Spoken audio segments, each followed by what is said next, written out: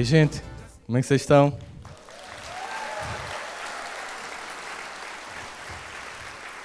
Sejam todos bem-vindos, é uma alegria muito grande que vocês estejam aqui. Fiquem tranquilos, a gente está bem tenso. Na verdade, falar desse tema, amor que não se mede, né? A gente começa a pensar sobre a vida e começa a pensar a quantidade de pessoas que reclamam sobre a vida. Talvez porque eu sou terapeuta e há 20 anos eu escuto as pessoas falarem tão mal das pessoas que cercam elas, dos pais, dos parentes, de um modo geral. A gente fica se perguntando por que as pessoas têm essa visão tão equivocada sobre o que vem antes. Então, eu dividi meus pacientes em 3 pacientes. Os pacientes que têm problemas, os pacientes que pensam que têm problemas e os pacientes que são o problema.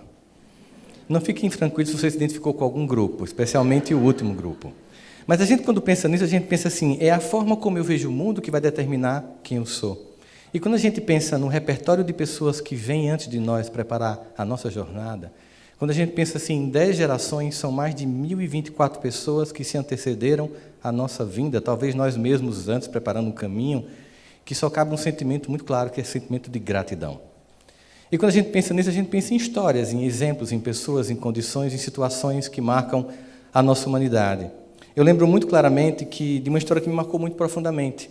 Você sabe que as gerações passadas, elas passaram por dificuldades financeiras maiores, nós tivemos um país que era bem mais pobre, e marca muito a história de uma mãe que tinha um filho com asma muito crônica, muito difícil, e ela não tinha dinheiro para fazer o tratamento, mas aí ela procurou e descobriu que tinha um médico que era muito bom e que tinha um tratamento muito caro, mas ela tinha que convencer o médico do que ela poderia pagar. Então ela fez o seguinte, pegou o filho, foi na casa de uma amiga, muito rica, pediu a ela uma roupa emprestada, uma bolsa muito cara, pediu para ela deixar ela no carro dela, chegou no hospital com toda aquela pompa e circunstância, entregou o filho para aquele médico e ficou esperando que o médico atendesse. Quando o médico atendeu, ele perguntou assim, a senhora pode pagar esse tratamento? Posso, mas tem que dar uma calção. Antigamente você tinha que dar um cheque, que era para poder dizer que poderia pagar. Não, mas meu marido está viajando, mas ele é um homem muito rico, fique tranquilo que tudo vai ser pago.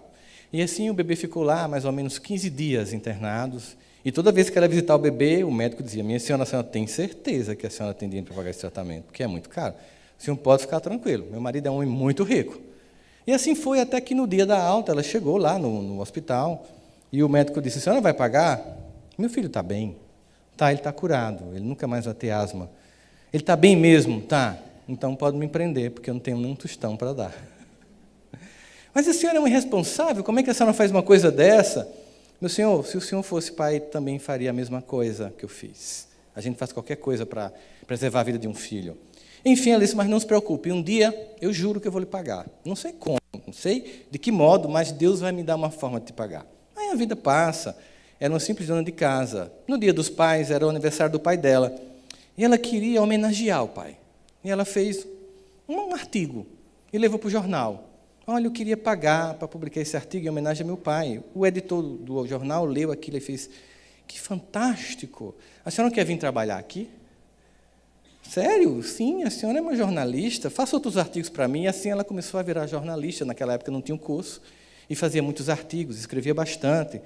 E um dia, esse hospital, mais ou menos uns 2 anos depois, estava fazendo aniversário de fundação. E aí ela soube que o hospital queria fazer uma grande campanha, e ela contou ao dono do jornal o que tinha acontecido, que o médico tinha salvado o filho dela, era o dono do hospital. Aí ela fez assim, você deixa, então, eu pagar a conta da campanha publicitária do jornal? Eu divido no meu salário, mas eu preciso devolver. Então, beleza. E o bebê de propaganda foi a criança que fez parte dessa história. E aí, quando ela foi lá, mostrou a campanha, tal, olha, aqui é o bebê, tal. Ai, que legal, ficou quanto? Não, o senhor não vai pagar nada. Mas como não? Você lembra daquela criança que o senhor atendeu, aquela mãe que não pagou a conta há 2 anos atrás? Lembro. Pois a mãe sou eu. E esse bebê é o bebê que o senhor salvou. E eu estou pagando a conta. É quando a gente pensa assim, a gente pensa em amor que não se mede. Que é essa capacidade das mães superarem e fazer coisas como essa, dos pais de um modo geral. A gente sempre reclama da vida, mas o que a gente percebe, no fundo, é que os nossos pais, eles ultrapassam estradas de barro e botam asfalto para depois a gente passar. E mesmo assim as pessoas reclamam. Eu encontrei com um aluno meu, em São Paulo, um dia desses, e ele, filho de um grande empresário, encontrei com ele, perguntei, e aí, como é que estão as coisas? Ele disse, está bem. Como é que está seu pai? Ele disse, aquele bronco de sempre. Você sabe que ele não deixa eu fazer nada na vida, né? Como assim? Você sabe, eu fiz o curso de administração, eu fiz escola de MBA, eu fiz FGV, fiz o mestrado de negócios em Harvard, e meu pai, aquele homem bronco, não deixa eu mostrar a minha competência, a minha capacidade de botar aquela empresa para frente. Aí eu perguntei assim para ele, quantos anos você tem? Ele disse, 30 anos. Eu disse, quando teu pai tinha 30 anos, como é que estava a vida dele? Ele disse, quando meu pai tinha 30 anos, ele já tinha uma empresa, com mais de 1.000 funcionários, já era meu pai, da minha irmã, enfim, já estava bem estabelecido. Eu perguntei, e você, com Harvard, tem uma banca de jornal? Você tem um quiosque? Aí ele começou a perceber, porque como é que você está querendo convencer que seu pai é ruim, é incapaz, quando ele, com ensino médio, tem uma empresa, já era pai, e você, com Harvard, não tem nada? Se você não entender que seu pai tem muito para lhe ensinar, e muito mais do que apenas uma empresa para te deixar, se você apenas imaginar que é só isso, você vai receber só uma empresa. Mas se você receber do seu pai a maior herança que ele tem para te dar, aí você percebeu o quanto ele é capaz. Porque é essa capacidade que ele tem de começar do zero que você ainda não recebeu. Por isso que você ainda está aí, só reclamando da vida. As pessoas precisam entender que a vida precisa de um espaço muito importante para ela, chamado gratidão. Sem esse espaço, sem esse sentimento de reverência, as coisas não acontecem, as coisas não fluem. Eu me lembro muito que a minha mãe, uma vez, chegou e percebeu o quanto eu não gostava de estudar. E essa foi uma conversa difícil, porque assim, eu detestava estudar. E a minha mãe chegou para mim e disse, meu filho, eu percebi que você não gosta de estudar. E eu fiquei tão feliz porque eu pensei, eu tinha 14 anos, minha mãe está dizendo que eu não gosto de estudar, percebe minha dor, ela me ama, o que ela vai fazer? Me libertar. Eu pensei, pô mãe, você percebeu? Claro, meu filho, eu percebi que você não gosta de estudar, eu vejo seu sofrimento, você não consegue passar um caderno a limpo, é tudo assim horrível, você não lê um livro direito. Ai mãe, que bom que você entendeu. Assim, eu entendeu. Você entende que eu sou assim? Entendo, meu filho, eu respeito profundamente. Ela mudou de assunto, me fala dos teus sonhos. Tá. Eu falo dos sonhos. Comecei a contar um monte de história de sonhos. Ela, quem é que vai te dar tudo isso? Aí eu parei assim, como assim? Você tem um monte de sonho, quem vai dar tudo isso? Você já percebeu que a gente é pobre? Eu lembro da resposta até hoje. Minha mãe, depois de 3 anos, comendo arroz com ovo, eu não tenho dúvida de que a gente é pobre. Ela disse, tem 3 formas de ganhar dinheiro sem você estudar. Aí eu fiquei animado, letra A, letra B e letra C. Eu digo, eu tenho que entrar numa, menos estudar. Ela disse, a primeira é, quando a pessoa nasce assim, numa encarnação muito, mas muito bonito, ela é capaz de ganhar dinheiro só com a cara. Embora eu seja sua mãe, eu tenho que lhe dizer, não vai dar para tanto. Minha mãe era sincera. Depois ela disse, a segunda opção, meu filho, é se você for muito bom no esporte. No Brasil, especialmente, futebol. Eu já lhe vi jogando e, sinceramente, você é uma completa catástrofe. A terceira opção, e eu pensando, tem que ter uma. A terceira opção é você virar um marginal, uma pessoa ruim. Você sabe que nesse momento deu uma alegria interna, porque eu pensei, poxa, tem uma coisa que eu posso fazer, né? Mas mãe, é igual a Davi no Salmo, Senhor, eu sei que tu me sondas, mesmo que faltem palavras, conheces o meu pensamento. Ela fez, não adianta ficar feliz com essa opção, porque você vai morrer apanhando, mas vai dar para a gente. Então você só tem uma opção, meu filho. Eu disse, qual, mãe? Ela disse, exato, estudar. E eu disse, mas eu não gosto. Ela disse, mas não é para gostar, é para fazer. A vida a gente tem que fazer o que tem que ser feito, e não apenas o que é bom fazer. Então aprenda isso. E aí ela contou para o meu avô, que era um poeta repentista, essa história. Contou, olha, ele não gosta de estudar, tal. Aí meu avô, que morreu com 94 anos, chegou para mim e disse, meu filho, eu quero lhe contar uma história. Pois não, vô. Quando eu tinha a sua idade, 14 anos, e que eu via a família da gente morrendo no sertão, eu decidi que eu não ia dar para a minha vida a vida que eu estava, para a minha família, a vida que eu estava tendo. Eu queria que meus herdeiros tivessem o que eu não tive. Então eu fugi, eu passei 3 noites sozinho no mato, até encontrar uma casa para trabalhar como capataz, até crescer e vir para essa cidade que tem universidade, para que sua mãe e seus tios tivessem o que eu não tive. E para que você tivesse o que eu não tive. Então, por favor, não desonre o meu esforço. Eu vi um peso do que ele estava me dizendo. Mas eu vou fazer para você uma poesia. Aliás, eu fiz para você uma poesia para quando você tivesse sem vontade de estudar. Eu disse, tá bom. Toda vez que você tiver com dificuldade de estudar, ou dificuldade de fazer o que tem que ser feito, meu filho, leia essa poesia que ela foi feita para você. E diz assim, estude e não esmoreça, pois traz erguida a cabeça quem sempre cumpre o dever. A vida, ela é luta e batalha, e nela, só quem trabalha merece e deve vencer. lei do trabalho. Eu comecei a perceber que nós temos que fazer o que tem que ser feito, inclusive em honra a todos os que antes de nós, com muito mais dificuldade, fizeram muito para que o nosso caminho fosse mais fácil. Para que qualquer um de nós esteja aqui hoje, muito amor foi depositado. Muito planejamento de Deus. A espiritualidade se desdobrou. A quantidade de bênçãos que a gente nem percebe, invisível, que cotidianamente nos protege da vida, para que a gente consiga viver a experiência de estar aqui e aprender que se existe um amor que não se mede, que é o amor dos nossos pais, que é o amor da nossa mãe especialmente, vamos imaginar então como é que é o amor de Deus. Esse amor tão insondável que deixou Davi realmente encantado. Eu me lembro que uma vez eu estava revoltado. Já aconteceu de vocês de um dia assim que você fez tudo errado e que coincidiu de ser o dia do evangelho no lar? Aí você pensa, com que cara eu vou fazer evangelho no lar hoje? Eu fiz tudo errado, já sei tudo que tem que ser feito, mas não fiz. E eu fiz de conta que não ia acontecer o evangelho, mas aí o celular tocou, evangelho no lar. Eu digo, agora tem que fazer. Fiz o evangelho, meio que revoltado assim, então beleza, fiz. Mas aí de repente, eu estava naquele dia, #revolta total, Deus não sabe quem sou eu. Com tanta coisa no mundo, sei lá, o Estado Islâmico, estou aqui em Campina Grande rezando, Deus sabe quem sou eu. E aí, beleza, fiz o evangelho, meio desanimado, abri para o nosso, geralmente vi aquela mensagem que é diretamente para você, mas você não, é para mim, isso não está acontecendo. Fui pedir uma pizza, peguei meu telefone, eu queria pedir uma pizza. Aí o Google respondeu, as pizzarias mais próximas da sua casa são tais e tais e tais e tais. A mais próxima é essa, você quer que eu ligue? Aí eu lembrei que todo telefone, todo smartphone, todo tablet, todo computador tem o chamado endereço IP, que é um endereço único que só o seu tem. Então, quando eu conecto a rede de computadores, junto com o sistema de GPS, o Google localiza onde eu estou. E eu pensei, poxa, se o Google sabe quem sou eu, Deus também sabe quem sou eu. Mas o que mais me encantou foi perceber que Davi não precisou do smartphone para chegar a essa conclusão. Quando ele diz exatamente isso, Senhor, eu sei que Tu me sondas, eu sei que Tu me conheces, quer eu esteja em pé, quer eu esteja deitado, e mesmo que falte em mim palavras, conheces o meu pensamento. E ele foi encantado e disse, tal ciência é tão preciosa que eu não alcanço de tão alta. Muitas vezes as pessoas se sentem felizes porque elas se comparam, e porque elas acham que a vida dela não vale a pena, porque talvez não esteja na família perfeita, ou na situação perfeita. Mas aí vocês sabem o que é memória? Memória é uma estratégia que a gente tem para saber o que é a verdade. Você sabe que a sociedade diz que durante 14 minutos, vendo a timeline de uma rede social, você começa a produzir um sistema de depressão neuroquímica. Você começa a fazer assim e começa a ver que todo mundo está feliz, todo mundo quer cantar, todo mundo pede bis, mas você está aqui naquele lugar. Você não sai. E aí começa a deprimir. A sensação é que todo mundo é feliz, menos você. Existe um monte de celebridades com corpos perfeitos que estão em todos os lugares a nos lembrar como nós somos feios e imperfeitos, como nós temos uma vida comum e chata.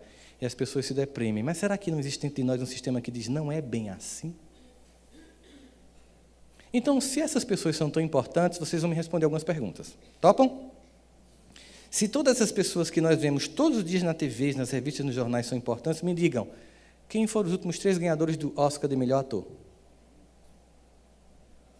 De melhor atriz? De melhor filme? Nobel da Paz? Nobel de Medicina?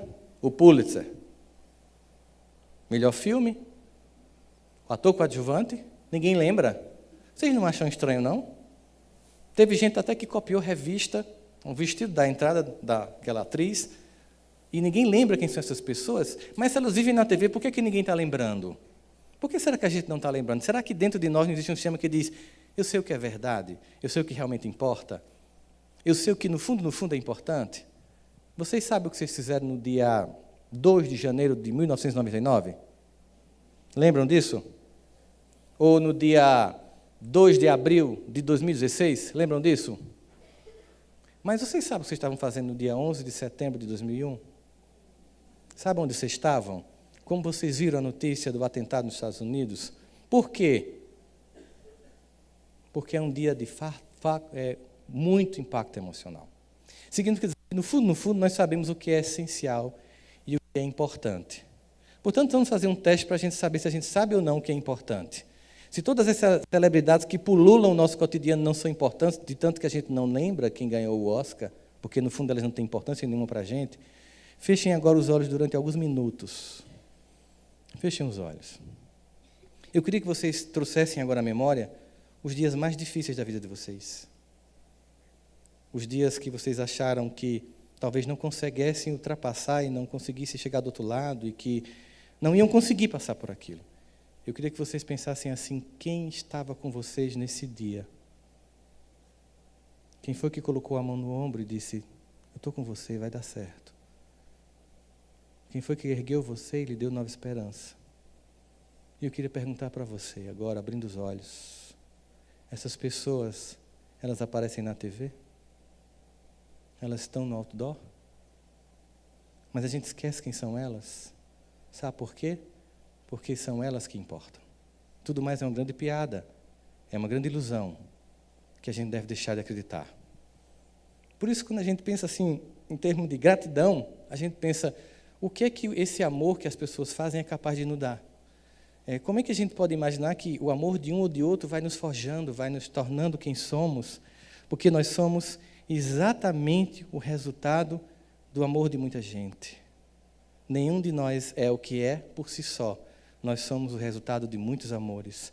Amores, inclusive, que nem sempre é como a gente imagina, romanceado. Às vezes, alguém que a gente ama nos ensina exatamente mostrando pelo erro que nós não devemos fazer. Muitas vezes, aquele pai que a gente tanto reclamou, ele cai numa mina e se destrói para dizer, meu filho, não venha por aqui. E isso também é uma forma de amar. E a gente fica imaginando, então, como é que a gente agradece a essas pessoas? Essa criança, que não tem mais asma, porque a mãe fez isso, está aqui falando para vocês. E essa mãe, há 3 anos, teve que ir embora, no dia 20 de agosto. E no dia que eu estava lá, entregando ela de volta, eu fiquei pensando assim, o que é que eu vou fazer? Eu vou me desesperar? Não fica bem com o espírita. Mas eu vou sentir a angústia, vou sentir a dor, eu sinto. Mas eu pensei, o que é que eu vou fazer? Eu vou me concentrar nessa fotografia do velório? Ou eu vou lembrar do filme da existência? Porque foram tantos anos, tanto aprendizado, tanta coisa a ser comemorada, que eu não posso deixar que esse dia estrague esse filme fantástico, que é a convivência com quem a gente ama. Que a gente olhar e pensar assim, existe um amor que não se mede. Que não se mede pela dor, que não se define por um dia da despedida, porque por maior que seja a dor da separação, ela jamais se comparará à alegria do reencontro. Portanto, na época, eu ficava dentro de mim cantando uma música, assim, de gratidão a ela por tudo que ela fez, como eu tenho hoje para meu pai e todas as pessoas que, sem elas, eu não seria nada, eu não seria ninguém.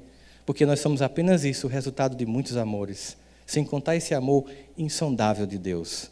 Por isso, quando eu tive que me despedir, eu disse assim para ela, de todo o amor que eu tenho, metade foi tu que me deu, salvando minha alma da vida, sorrindo e fazendo meu eu.